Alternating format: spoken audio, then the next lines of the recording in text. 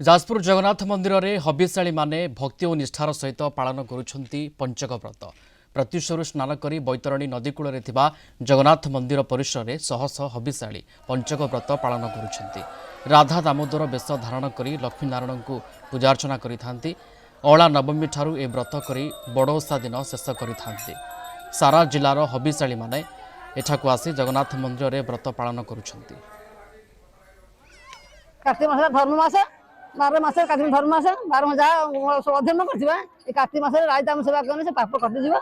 भविष्य रे जमद उद्धार पाइ प्रभु पाद शरण पाइ बैकुंठ पर बसिबा। के होजी कुआर गला कार्तिक आरंभ होला कुआर पूनम ठारू ए वर्षा पालन हुए। आमे राय दामोदर पूजा करी बालुंगा आमे बसौछु अबीर फबीर पकाउछु एवं आमे भोग राग करूछु। राय दामोदर जो पूजा करूछु आमे बालुंगा रे आमे हबिष करूछु। आमे भोग को आमे खाउना समस्त को बांटी दउ।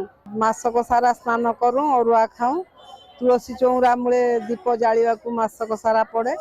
तो 12 मास 13 यात्रा प्रभु को कौन बा आमे पूजा करिमु तांको दयारु आमे मासे हैला रहीचु तांको नीति नियम। वर्षकर 12 मास भितर ए धर्म मास रे करिथांती। तेनु एई धर्म मास होची हमर धर्मानुष्ठान गोटे कार्यक्रम। तेनु सनातन धर्म रे होची मूल मंत्र। 7 दिन छाड़ खाई पर्यंत लगी रहिबो। एथर तो 6 दिन हमर पंचक होला।